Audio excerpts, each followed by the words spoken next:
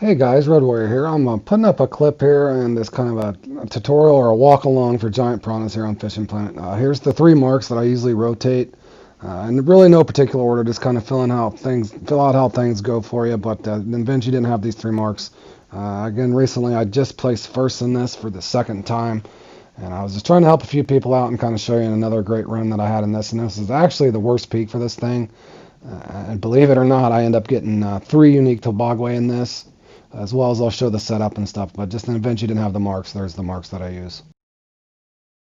One thing to note in this thing that I found out, since I've probably played it 6 or 7 times now, but one big thing I picked up on this is these things could be anywhere from 45 inches to 60 inches to 20 inches.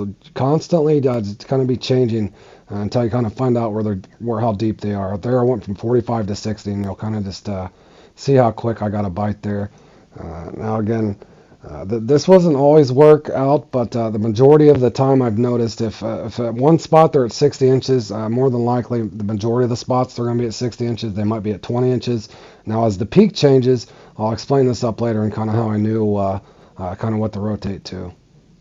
But this here's the unique number one. Okay, peak one there, you kind of want to fish it a little differently. It's going to fall off fast, so don't day one and day two different peaks. Day one, rotate quick. Day two, you have a little more flexibility. You can camp a spot out, but make sure you're moving around, trying to get a unique, and then go for the small, and I'll explain the small here in a second. Normally what I'll do as soon as I get a unique in a spot, I go ahead and try to get the small in the same spot unless something weird happens, because it usually means it's active, so there should be a small one there as well. And that's a really small, so that worked out really well in my favor. Again, that hashtag number 4 hook, sweet peas, sweet corn, that sort of thing. As you can see, I did shallow that up as well.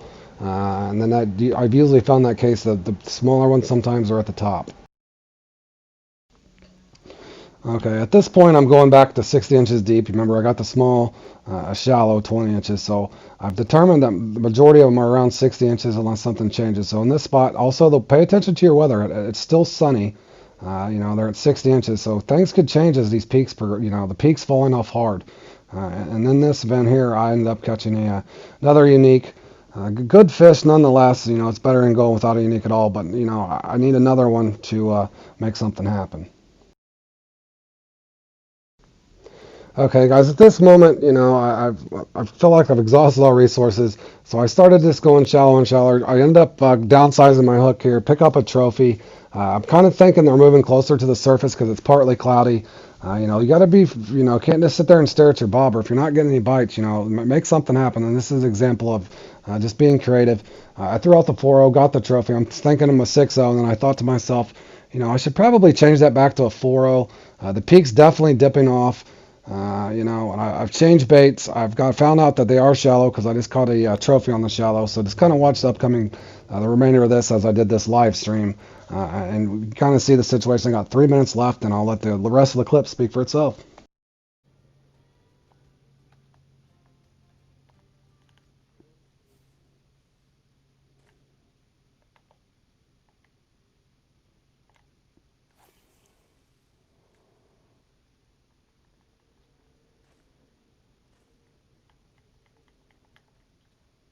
Come on.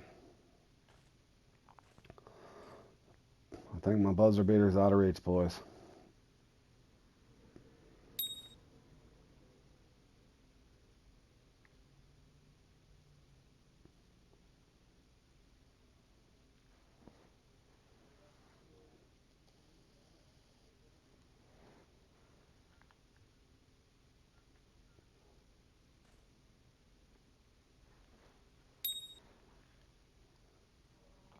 Maybe.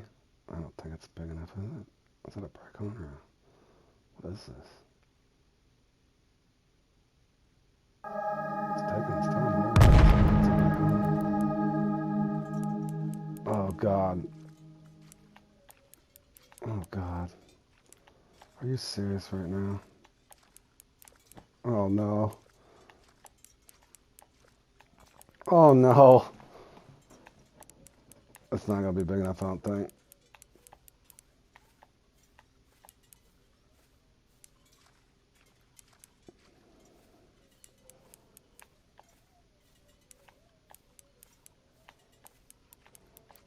Oh, come on. Oh, baby! What in the hell? Good God Almighty. Unbelievable. I cannot believe I just did that. What in the... Thank you, Fishing Planet, for this fun experience. I know you like to torture me almost every day. Almost every day you like to torture me, but every once in a while a squirrel finds a nut. And today, I found a whole bag of nuts, boys. This is crazy. Wow. Up on that one. I could almost put a guide up on the toboggan.